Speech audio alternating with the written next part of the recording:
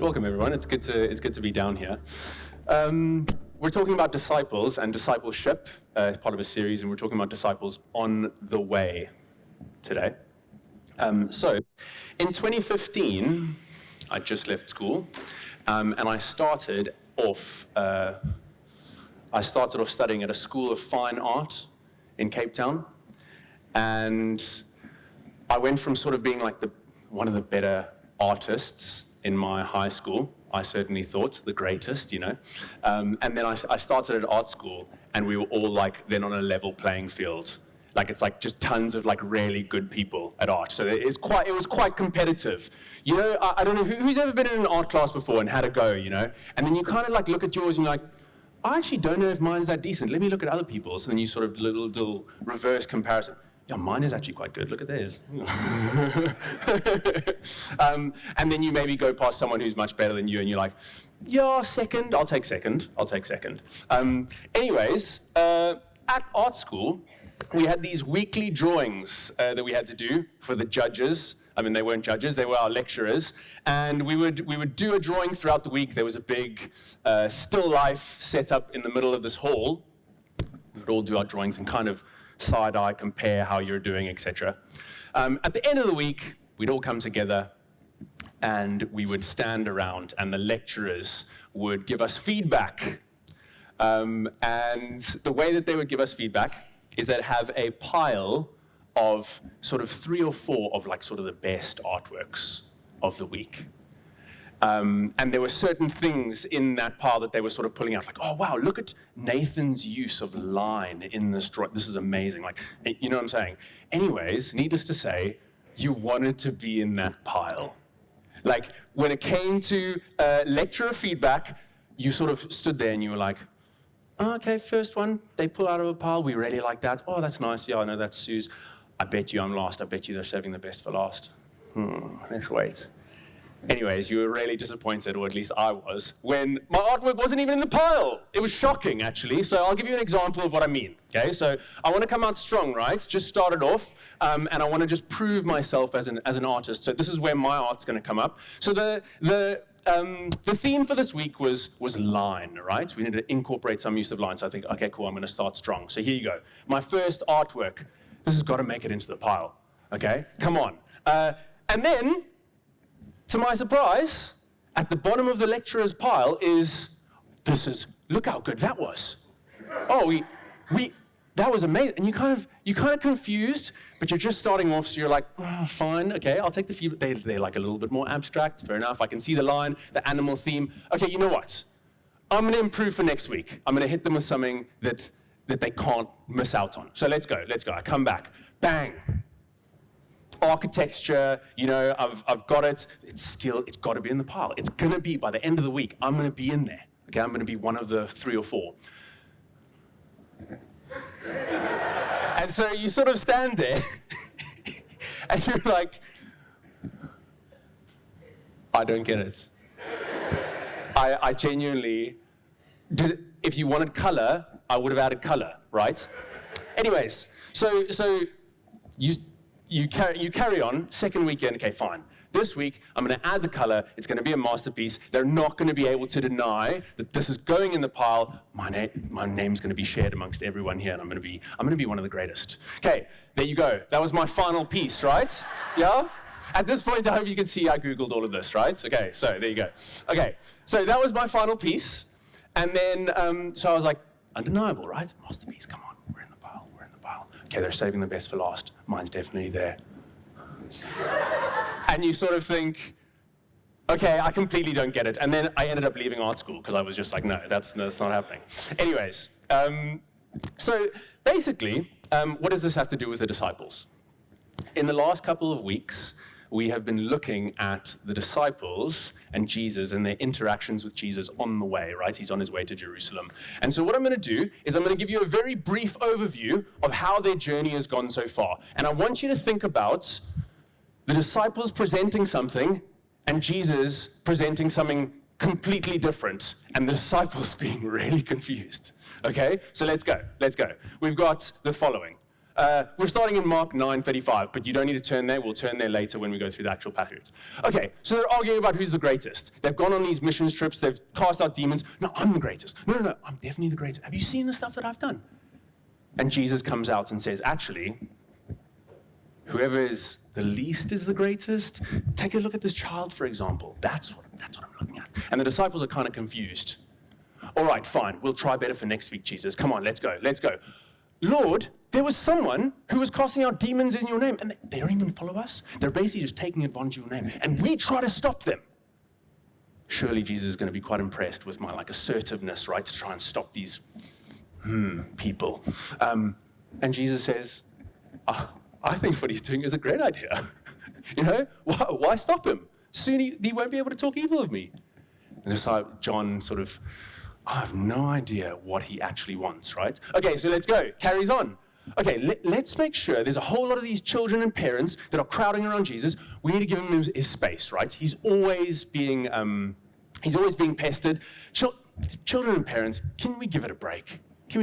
Just give the man a break. And Jesus turns around and says, actually, let the children come to me.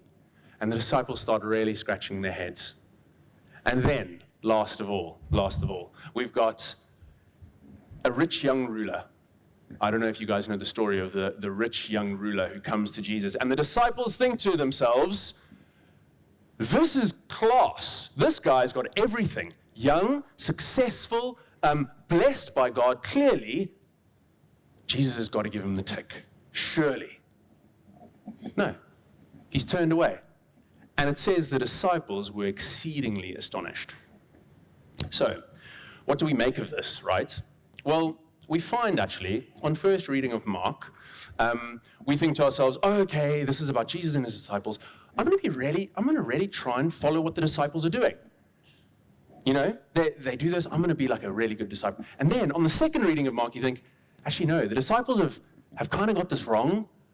I need to be like the people that aren't disciples that meet Jesus, like the demoniac, right? The one where Jesus goes across the lake and he casts out a demon out of a man. And then that man, after the demon's been cast out of him, goes and tells about Jesus to the whole town, right? I need to be like those people who aren't disciples. And then, actually, maybe on your third reading of Mark, you realize it's not about doing this as opposed to doing this. It's about looking at Jesus. It's about looking at Jesus and what he's doing. So that's what we're going to take a look at and focus on. And we're actually going to focus on a specific sort of case study. We're going to be looking at James and John and a guy called Bartimaeus. All right. But first, let's pray. And then I will start reading the word and I'll give you where we're going to be. Father, we want to thank you for this time that we can gather here. Lord, as Nathan was praying for me earlier, that my confidence does not come in anything that I can say, but actually in the word that is being preached. And so I pray that you would give people ears to hear and stir people by your Spirit. And if I catch fire and my words catch fire by your Spirit, that would be amazing as well. I make that request of you, Lord. Help us now hear your word and help me to speak your word with faithfulness. Amen. Fantastic. So we are reading from Mark 10, chapter 10, and we're in 35. And we're going to go all the way through to 52. It will come up on the screen behind me, but you can take a minute, turn there.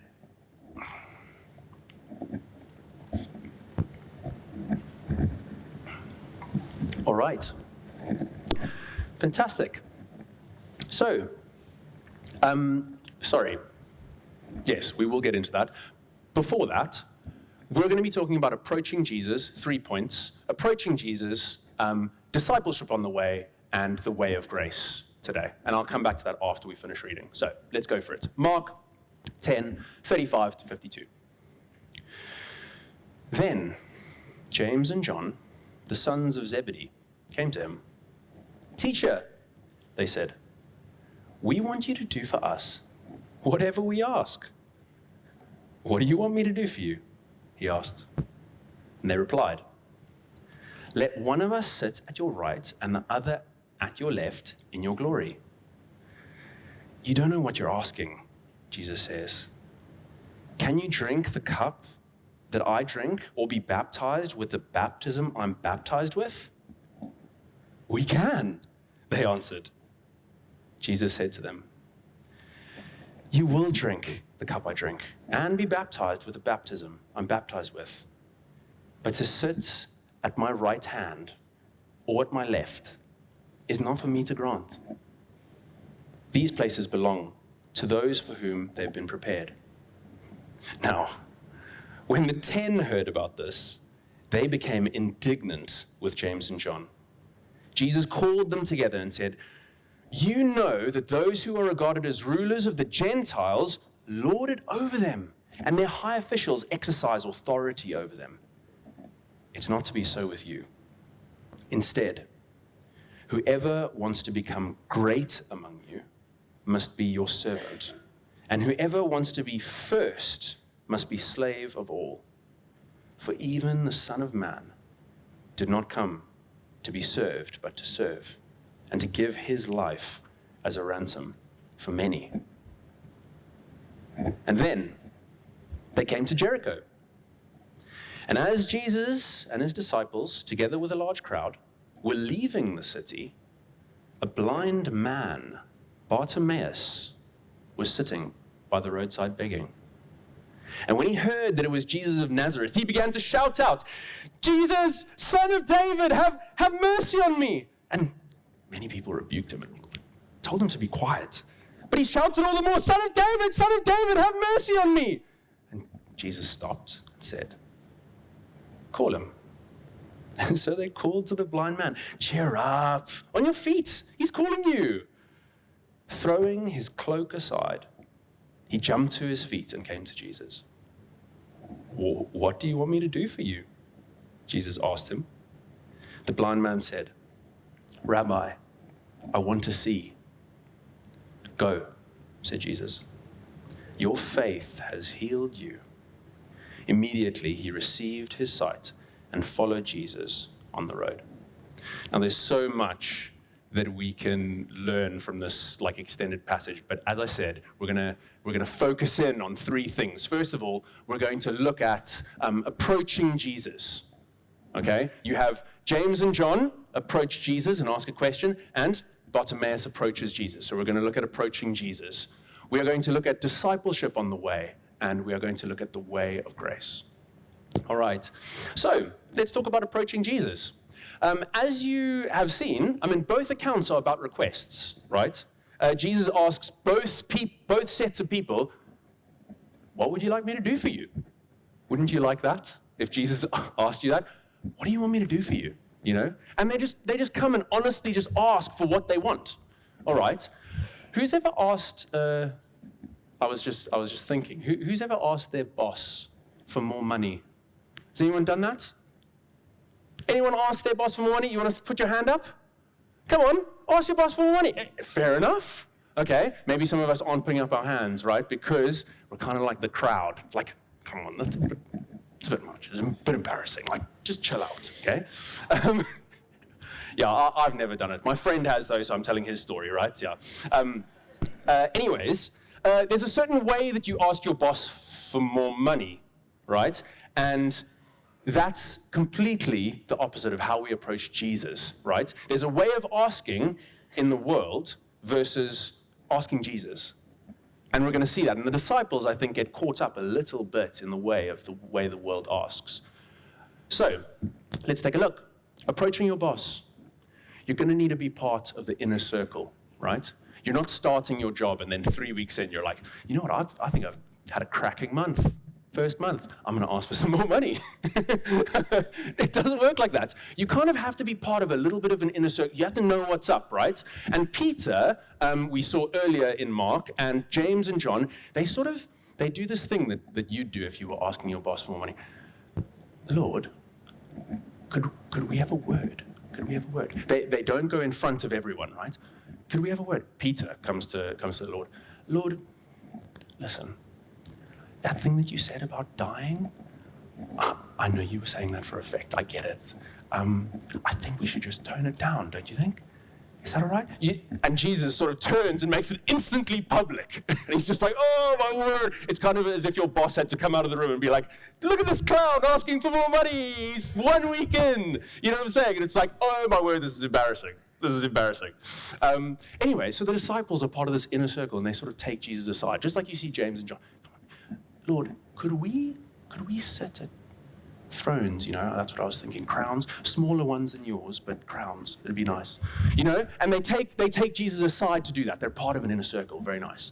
The next thing, when my clicker decides, yeah, maybe, oh, that's it. Someone's on red alert. Not mine. The next thing is the behind closed doors, which I kind of have just touched on. You take them aside. You're in the inner circle. You have the power to ask some requests of Jesus. Then you also ask your boss when they're available. Not like Friday afternoon walking out the door, right? You're definitely not doing that. Like, boss, whenever suits you. Anytime between like now and like the end of the year, whenever suits you, I have something to say to you, you can, and you make those requests. And then the important thing, the most important thing, is you put your best foot forward, right? If you're going to make this request, you're putting your best foot forward. That's how the world works. We've seen that. I hope maybe you've seen it on YouTube. Someone's making a request of a very powerful man in this world, and this guy says, you don't have the cards at the moment. You know what I'm saying? Like you have to have, no. You have to put your best foot forward. Like, what cards do you have to bring to make this request? And then I'll say, you know what, actually, you make some fairly good points, but no, that's not how the world works. If you don't have the cards, you can't make the request. Not so with the Lord, and not so with the children and the beggars that come to the Lord. So let's take a look. Anyone. You want to approach Jesus? You can be anyone. You don't even have to have met him before. Anywhere. Roadside? Anywhere. Outside some tombs, you can meet Jesus. Anytime. As he's leaving Jericho. Like, oh no, you should have caught me Monday morning would have been better. And it's Friday afternoon, next week. No, anytime. Meet Jesus. And that's in contrast to this point over here, where your value is not brought by you. You don't bring cards to Jesus. You don't bring your CV to Jesus to say, Lord, I really want you to do this thing in my life, and I promise that if you do it, I'll be at church every second Sunday for the next year. I promise. No, you don't make those sorts of deals with Jesus. He's dealing with kids, right? He puts an emphasis in these passages on children. Where do children get their value from? I don't know if many of us would have had kids, right? And there are these tiny little babies. It's like, where does that baby get its value from? You give it the value. Kids are given value. We are given value by God. Don't try and come to Jesus with, this is what makes me valuable to you, Jesus. Please give me this or that. I'll pray extra hard. It doesn't work like that. Our value is given to us by God. Just like a child's value, we are children of God. A child's value is given by the parents. The kid can only start, I'm sitting on the couch. The kid's only going to bring me a beer when they're 5 years old, right? And you say, oh, you got some value, nice. No, that's not going to happen for ages, right? When a child is born, as parents, we give the value, and God gives us value, right? All right, so approaching Jesus, you can't bargain with him. Come needy and come honestly, like Bartimaeus, who cries out without any dignity, not behind closed doors, Son of Man! Everyone's like, mate, you don't know how to do this. Just chill out. And he's just shouting and screaming like a kid. And that's how he comes to Jesus. The next thing, discipleship on the way. Have we got another red customer? There you go. Discipleship on the way. Thank you very much. All right. Interesting. The Bartimaeus section starts with the following. And they came to Jericho, and as they were leaving Jericho, so we were doing a little bit of a sermon, like a preacher's team meeting or whatever, and Palumi just brought this up. And so this is like one of the main points of my sermon, right? Thank you. Where are you? Anyways, it's like, wait, what? What happened in Jericho? It's like, you just left it out. Where was Zacchaeus, right? You could have written about him. So like, they came to Jericho, and as they were leaving Jericho, it's just like, that's strange, Mark. You didn't want to add a few details? It's actually not strange for Mark. Mark loves moving on quickly, and he loves an interruption. So he leaves out important details. He loves an interruption. Let's take a look at where this has happened before, because it's actually not that strange. Take a look. Jesus, at the start of Mark, he's teaching in the synagogue. Did it give an outline for Jesus' sermon that day? Like, what was he teaching? It just says the people were astonished. Jesus taught in the synagogue. Come on, tell us what he taught. And then a demon popped up. It's like, bang, interruption. Where the detail? Come on, we want to know what Jesus said. Demon. Crazy. Next. Jesus was teaching in a house. Mind sharing what Jesus was teaching? You know, we want to know. We want to know his words. A paralytic dropped through the roof. It was interrupted. Who cares what he said? A paralytic dropped through the roof. Interruption. Leaving out details. Let's go. Next. A woman and Jairus' daughter, Jesus is teaching along the seaside. I don't know what he was teaching about. Jairus came and he started crying at Jesus' feet. And then Jesus is like, okay, cool, we gotta go. Let's go. And in that interruption, by the way, this is an interruption of Jesus' teaching. He's interrupted. He's interrupted by a woman. The interruption has an interruption. No, genuinely. That is how it is. The interruption has an interruption in Jesus' life. It's at that level. Lack of detail, but then just bang. Sudden interruptions. And we'll always say suddenly.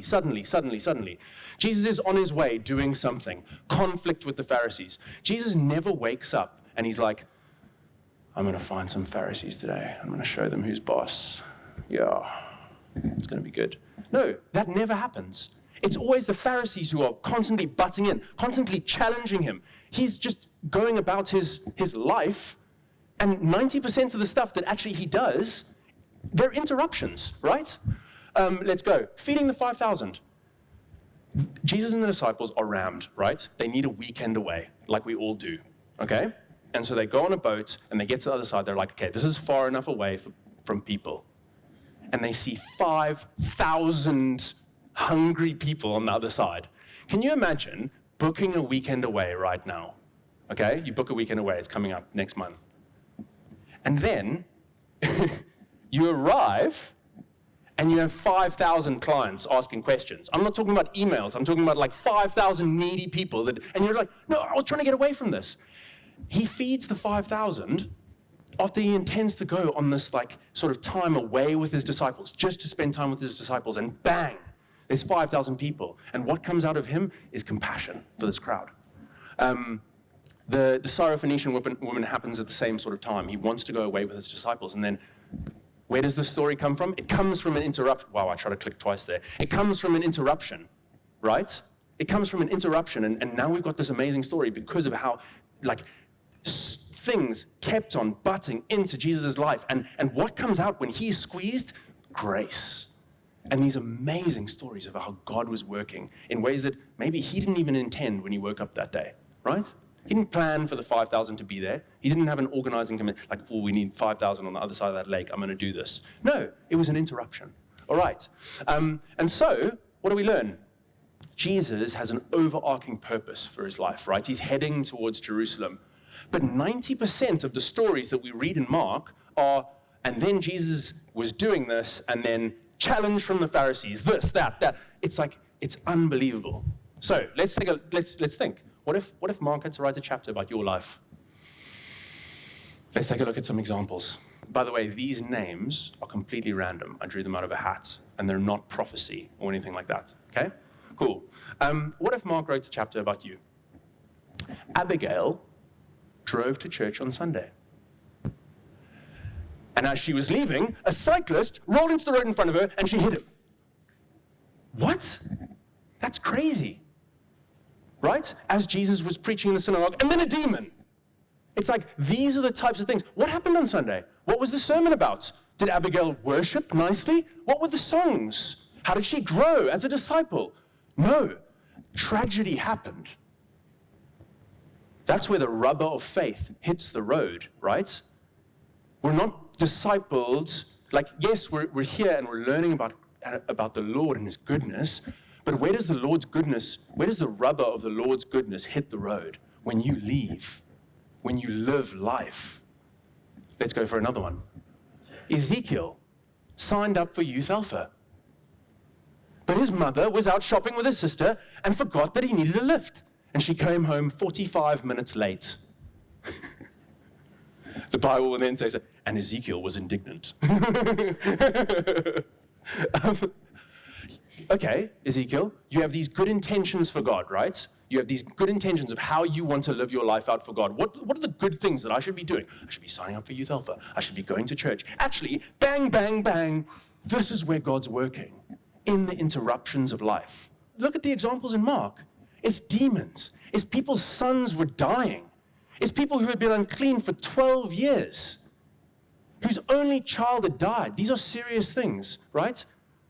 I could have said, and then Simon got stuck in traffic. How did he deal with that? He used his anger management skill. No, like, these are serious things. This is where the rubber of faith hits the road. And that's us every single week when we leave this church and we go into our lives, right? Where sin, sickness, inconvenience, and even tragedy happen, that's where Mark picks up his pen. That's where he starts writing. He hasn't sort of done a whole sermon on the mount. These are the great sermons. No, it's the constant interruptions that he's like, wow, look at what Jesus did there. You know, unplanned, unreal, unbelievable. I tend to think for myself, yes, I got my coffee. It's morning, 5 o'clock in the morning. Coffee, Bible open. This is where the Lord's working, isn't it? Yes. 5:05. Is that the Lord speaking? No, it's my baby crying upstairs. Oh, okay, I better go upstairs. Okay, interruption. Carla, do you mind doing this? I'm just speaking with the Lord. It's really important, please. And she's like, I've been up all night. I'm like, oh, no, I was just joking here. You're past the baby. It's like, I think that, and the Lord does speak to us in those moments. Like, we come to church, right? And we're fed. And the Lord speaks to us in our Bible times. That's amazing. But like, where does discipleship happen? We need to stop thinking that my busy life and all of these interruptions are interrupting me becoming a disciple. It's like, no, they're not. They're creating you as a disciple. That's where Christ works. That's where Christ is working. You know? And so discipleship happens on the way. And so third, we're going to come to the way of grace.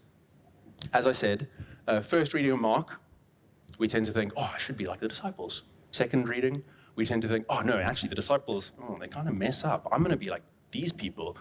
And then you realize you're not in a lecture theater. You're not trying to impress your lecturers with this artwork versus...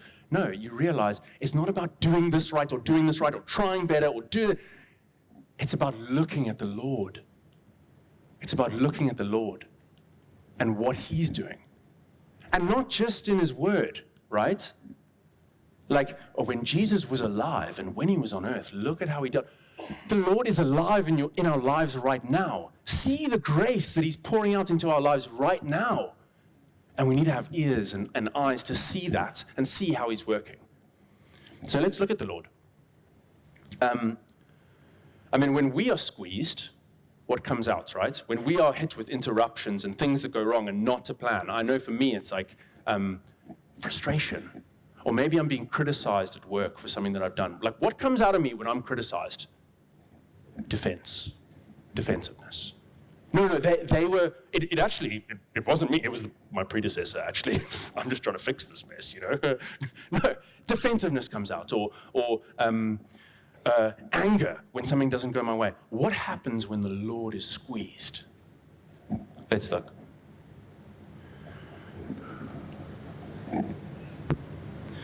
Family issues, right? His family disowns him, thinks he's crazy. This is my mother. These are my brothers. And he continues to walk by his brothers as well, to the point where they become disciples after his death. He's so gracious. He is so gracious when his family thinks he's insane. Opposition.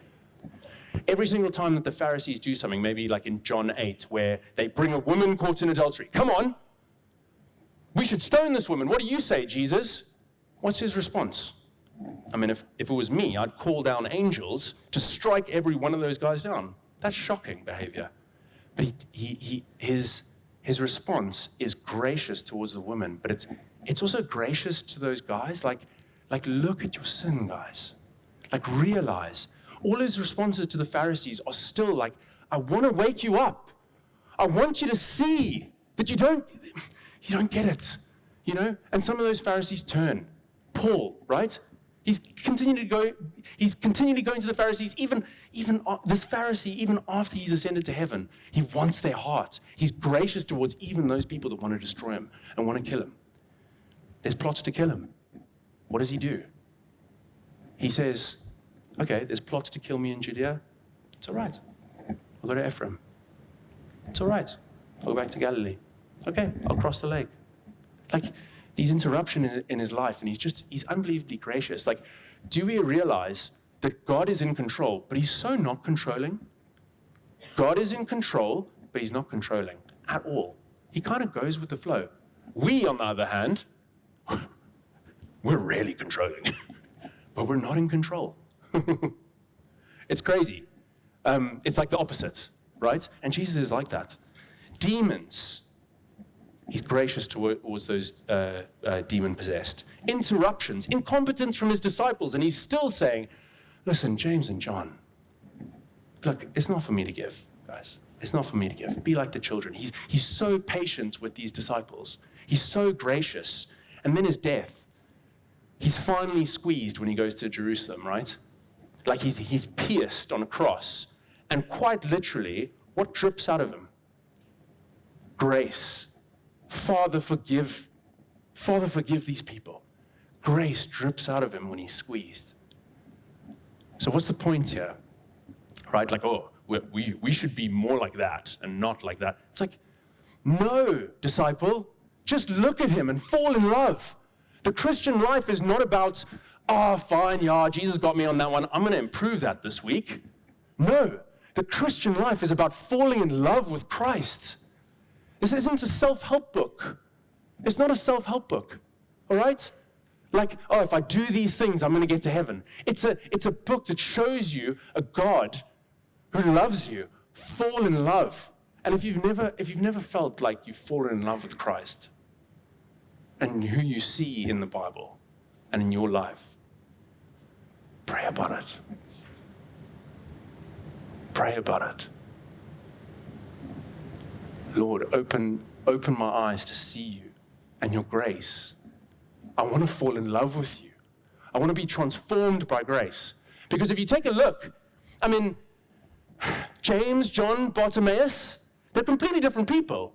One set are probably more faithful than the others, right?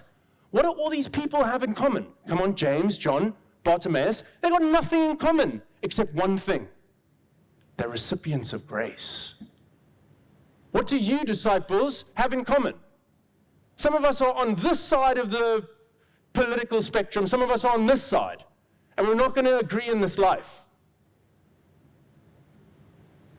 But what do we have in common? We're recipients of grace. We've all received grace.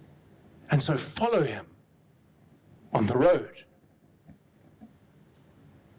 We follow Christ. Because we've seen his grace. And he changes our lives. He changes our lives. All right. We're recipients of grace. That's what makes you a disciple, which is fantastic. It's fantastic news that you didn't have to do anything. He's done it. So what are the implications? Not applications, implications. Maybe I want to call up the band to come up while I close and then pray for us. Maybe you're like Bartimaeus, sitting there blind, right? You're blind, you're on a roadside. And in fact, you're blind, you're in the church. And you hear all these people constantly going on about Jesus and his goodness. And you've never seen Jesus. You've never seen his goodness. These people are constantly going on about how he talks in this way and how he fills them and how, oh, God is in this space. Can you just feel? And you're like, I'm blind, I can't see. Son of man. And then, I'm telling you right now, he's calling you, right? Bartimaeus didn't hear Jesus say, Bartimaeus, it's me, get up. No, the other people, the people that wanted him to keep quiet a couple minutes ago said, come on, he's calling you. Well, there's a church out here, and there's me, so if you ever wanted a sign, he's calling you. And then the next thing is, you can't sit there, Bartimaeus. Bartimaeus didn't sit against the wall. He jumped. He got up. So when you hear him calling you, when you see people saying he's calling you, come to an abundant life. Come and get abundant life from God. Get up, jump up, throw off your cloak. The only thing that's ever kept you warm in this life. Throw off your cloak and run to Jesus, and you're going to look like an idiot. He would look like an idiot. He's still blind. He got up and he's still blind and he's kicking stuff, and when the voices in your head say, you're going to look like an idiot, your family's going to think you're an idiot for doing this, you're right. You're going to look like an idiot. But get up, because he's got so much more than that dusty roadside for you. He's got so much more than that old cloak. Get up. Get up. He's calling you. He's calling you. Come and receive grace. Come and receive life. Don't you find it funny how, Jesus will heal a blind man, but before he heals him, he's like, I want you to go across the city. I'll put mud on your eyes, go across the city, find that pool, wash, and you'll see. It's like, did he not know he was going to stumble around? Yeah, you're going to stumble. You're going to stumble around in the dark for a while. You're going to stumble around in the dark for a while you blindly say, okay, Jesus is calling me. Well, I haven't even heard his voice. But people are saying Jesus is calling me, so I'm going to... That's what you're going to look like. Maybe you're a faithful disciple. Maybe you're trying your best, like I was in art school. But the Christian life isn't about constant, measurable improvements, right? Like, you get feedback here every week in church, and then you go and apply it. Now, don't get me wrong. I love an application, and I want to pray with Elia at home, right, from last week's sermon. I want to start praying with her at nighttime and all of that stuff. I haven't done it. It's just been so busy, right? But it's not about constant measurable improvements so that by the end of life I can be confident. You're dead and you're going up to heaven in the bus or whatever it takes you, and you're saying, you know what, I don't need to feel nervous. Why don't I need to feel nervous? Because in my back pocket, I know that I've done the right thing. You don't get it. You don't get it. You can feel confident because Christ has done it. I want you, because you don't know how long you're going to last, right? When you die and you have the CV in your pocket, right, that gives you confidence, I tried my best and I was a decent person. And so I can be confident that if there's a good God, he's going to accept me. I want you, as you leave this earth, as your spirit is lifting up, I want you to crumple it up. And I want you to leave it here. And I want you to say, my confidence is in Christ. I can rest because I'm now raised up to Christ. And when he says, well, when Peter says, or whoever's at the gate, I don't know, So, what have you done to get in? It's a trick question. It's a trick question. Don't answer it. Don't answer it. Christ has done it. Christ has done it for you. That's the gospel. That's the Bible. Fall in love with him. Fall in love with him. Fall in love with him. And that's my message. Fall in love with Christ. And if you haven't, pray about it. So let's pray. Father, I pray that for people who are like Bartimaeus, blind and have not seen you, that you would, by your Spirit, draw near to them and give them the assurance that you are calling them, and then show them yourself and just have mercy on them. And Father, I pray for Christians who have tried really hard to improve their lives, and maybe they haven't seen any improvement, like a disciple who's constantly being told, actually, this way. You've done it all for us, Lord. And help us, both of those types of people, to fall in love with you and be transformed by your grace, because it's your grace that we've been given that makes us disciples. Amen. The band's going to start and